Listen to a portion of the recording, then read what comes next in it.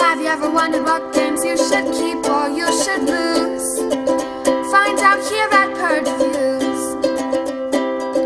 Have you ever wondered what games you should sell or you should use? Find out here at Purge Reviews. Find out on our top 10 list what games you cannot miss. Don't forget to subscribe to Purge Reviews.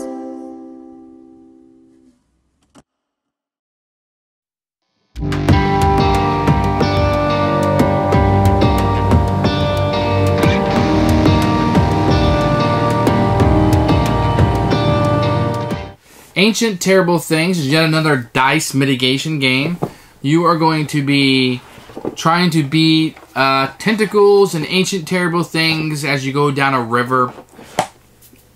You're just rolling dice and trying to succeed. That's really what it comes down to. And you get other things in order to mitigate those dice and swag that you can buy. The game plays rather quickly, which is nice, and there's certain tokens you can get to upgrade and how you use those things.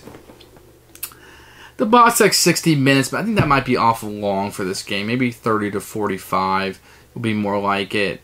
There may be a runaway problem in this. If you don't score points on a round, you may be in trouble. You may need to get a card every time if you fail a roll. We didn't have a whole lot of rolls that failed. That might have just been good luck or whatever, but I think you only get like 4 to 5 chances of getting a card. I feel like if you maybe missed 2 of those, you're out of the game. I'm not really sure how you can come back from that. With that said, I don't even know if it's the most balanced game in the world, but that's kind of what you're playing into with this game. I think that's okay. The theme, while it is Cthulhu, they never actually say Cthulhu.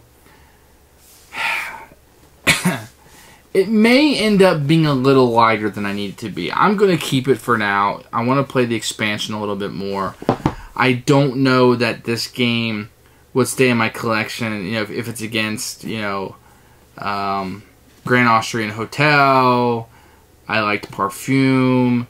I like Alien Frontiers, Kingsburg. I mean, how many dice mitigation games can you have? A lot. But I don't know if this is going to make the cut long term. It's going to stick around for now. I like the theme. I like the art. I like the package. I like the game. It's very easy to teach and understand. I'll see how much legs it has. And I think it's what the question is going to come down to. But for now, it's a keeper. And one I think you should check out.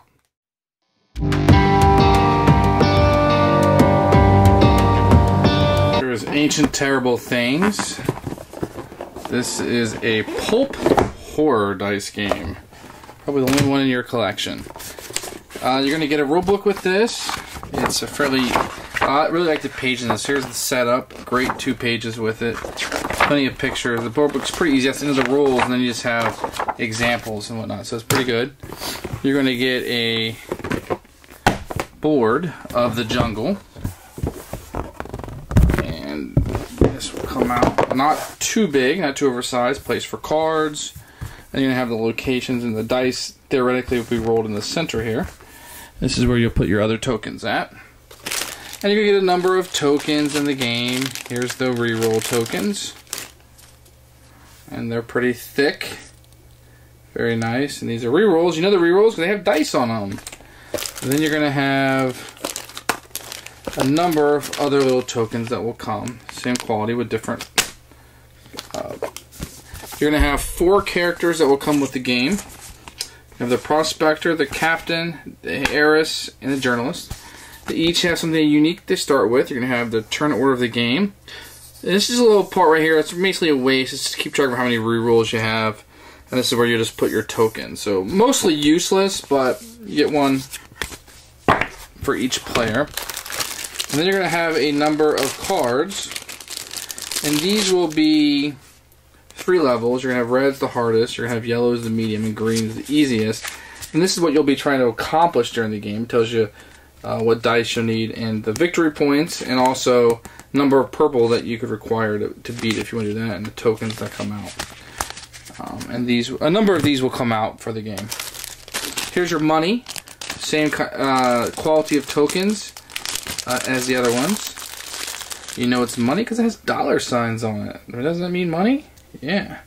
These are really nice. All the components are really nice. The players that you'll be moving around the board are these tokens here. And you have to sticker them yourself. If you watch any of my reviews, you know I hate that.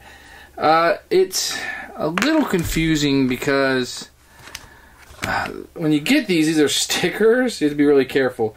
Because this is yellow, but it goes on the teal token. So just be careful. And the book tells you, but I'm sometimes just go ahead and sticker things. So I'm glad I waited because I would not have been able to figure that one out. Then you're going to have a number of fate cards. And basically these fate cards are what you're going to spend the blue tokens on. These are going to give you powers or ways to break the rules. Your dice include feat dice.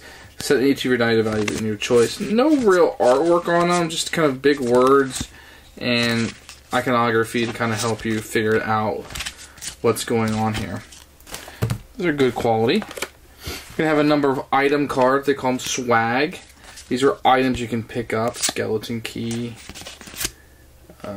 Tincture, matchbook, and they will all do things. Gain 2 secrets at the end of the game for every 3 focus tokens.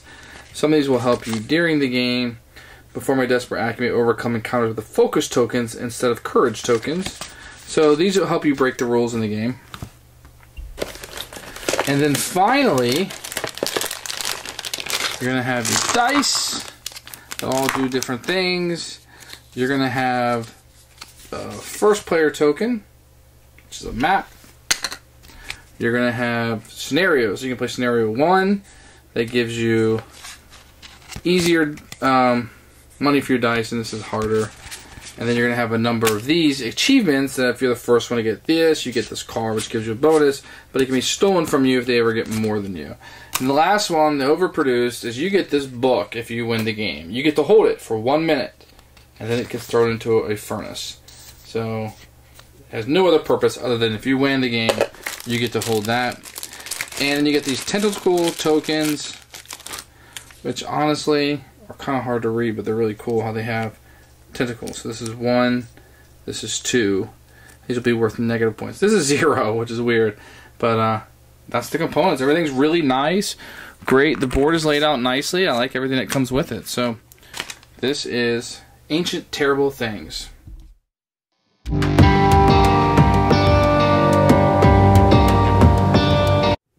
The rules are very simple for Ancient Terrible Things. I think that they look a little bit longer than they need to be because there's so many examples in it at the back and how to play the game. They do a good job at that and threw that in there. And it makes it look a little bit more, but the rules are only a couple pages really. And you're really just rolling dice, and you got some ways to mitigate that. There's some little small rules in it, but fairly simple game. I mean, it says 14 plus on this, but I'm thinking that's more for the theme than anything. You could probably play this with your family. I don't think you'd have any problems with that. The rules were crystal clear for me. I don't think we had any problems once we started playing. The game will be set up something like this, and you'll have some swag out that you can choose from. You always have 1 feat in the discard pile. And basically, you'll just put these out in order, and these will be the obstacles that you're trying to get. It'll be a certain number of greens and a certain number of yellow and a certain number of red. You won't use as many cards as I have here. And then what you'll do is based on what the card is, I'm just going to show you one. If the card has a token on it, then you would put that token here. So this one requires a blue and a green, 1 of each color. We'll go here, a blue and a purple. And when it's your turn, you'll take your little marker and you'll go here. You'll immediately get this token that's sitting there, and you'll put that on your little component. This is just, I mean, I don't know why you did this. So you'll take the token that's there, and then you can utilize the power. Each of these places have a different power. This one allows you to trade a token in, because each of the tokens is going to do something different. I'll get to that. If you have feat cards, if you start the game off with 3, you could discard 1 and trade 1 if you win here. This gives you an extra green or blue. This allows you to fight a monster or a card at a different location if you went up here by spending only the purple tokens. This one gives you an extra purple or yellow, and this one gives you first player. So anytime on your turn, you can spend these feat cards if you have them. the number of blue tokens at the top is how you spend those. So let me go over the tokens really quick. So the tentacles you get are terrible things. There are going to be a number of these up here in order, and you always take from the one that has the least. So let's just pretend like there's only these left. If you're unable to defeat this, it'll go into the rumor stage and get discarded, and you'll take one of these tokens. And these are worth negative points at the end. So this one will be worth -1. If you got this one with 2 tentacles, it'd be worth -2 at the end of the game. So you don't want these, but you will be collecting these. The purple courage, it allows you, when you get these courage tokens, when you go here, you can, instead of rolling the dice, you could defeat it by giving up, in this case, 3 purple tokens. In this case, 8. And you don't have to worry about rolling the dice. You would just give up that many tokens, and you would win. The blue, the feet, is how you play these cards. They'll have a number. This is how many feet tokens you have to give up in order to play this card. So if you want to do wrong turn, 2 feet tokens, then you can swap the position of any 2 encounters on the board. So that might help you accomplish what you want. Focus is a reroll. It allows you to reroll 1 single die. Otherwise, when you roll the die, if you want to so you get 3 rerolls. You'll be rolling the die. If you don't like what you got to reroll all of them. This green allows you to reroll just 1 die, or 2 or 3 if you spend 2 or 3 tokens. And the money allows you to buy this. And you'll see these cards will have a dollar amount on them for you to buy. In this case, gain 1 ancient secret at the end of the game. So that's 1 victory point for each terrible token in your stash. So that will actually score points for getting those tokens. Probably not worth it, but if you have those, that could be a good card. So what you'll do in your turn is you'll go here, take the token, you activate the power if you so choose, and then if you have the purple tokens, you'll spend them if you choose. If not, you'll roll the 5 die like I said earlier. If you want to re-roll, you'd have to re-roll them all. You can't just re-roll some, and you can have as many as 3 rolls. When you're done, you can spend some of these tokens to re-roll more. Let's say I did that. I'm going to re-roll this. That's what I came up with. So what you can spend them on, since I'm here, I could spend them on this card. I need 3 dice, 4 or over. And the plus signs just mean these are individual dice. So I was not able to get that, so let's say I rolled another one of this, and I got a 4. So I got 4, 4, 5. That's what I rolled here. I have enough to beat this. This would go my victory point. It's worth 3 victory points at the end of the game. Okay, very easy. If I fail it, it goes over here and I take one of those tentacles like I said earlier. Then the next person, then I would go to the trading post and I could take one of these cards and put them on in the old stock. It doesn't matter. I could, I may, don't have to. And this would be the discard pile. And I would get an extra card to choose from. And you can always buy from the discard or this. If somebody else came here and did this, then that bottom card wouldn't be available. I would have to go like this. And that's a turn. So you'll go through this, he'll do this, he'll do this, he'll do this, and these cards will all come off. Now, more cards are not put on the board. I would have to take, they would all end up coming back. We'd all go back to the riverboat, go in turn order. So then I would have to go here. This guy would have to go here. Then once this is cleared, more come out. So you'll clear the board 3 times total in most games.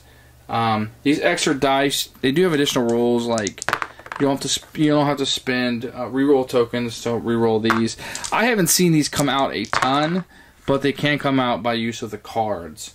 And they have different powers about how they use. They work a little bit differently. And that's pretty much terrible things. What you're trying to do is get as many points as you can by beating these and then subtracting the tentacles. And so these cards will allow you, the feet cards and SWAT cards will usually allow you to mitigate the dice. You do have some reroll tokens. Where you go and what powers you get is pretty important. And there's a lot going on. Well, not a lot, some, but it's not overly complicated at all. At the end of the day, you're rolling dice and see what you get. And that is Ancient Terrible Things.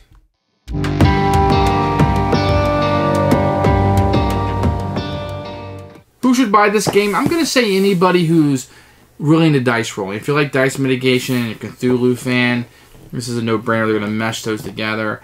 If you're looking for a new dice rolling game where, that Yahtzee kind of style, it's a little bit different because in this one you roll all the dice, or you have chits that allow you to roll only a single die. So that's fairly interesting. Probably not my favorite dice mitigation game. The theme is okay. I mean, all the components are really nice. You know, I could see a family liking this. Gamer might want to have this in his collection. Cthulhu fans would want to have this in their collection. Probably middle of the road for me. You know, if it sounds good to you, go ahead and buy it. If it sounds iffy, then try it. And that's really what I would stay at this one. I'll let you know more when I play some of the expansions.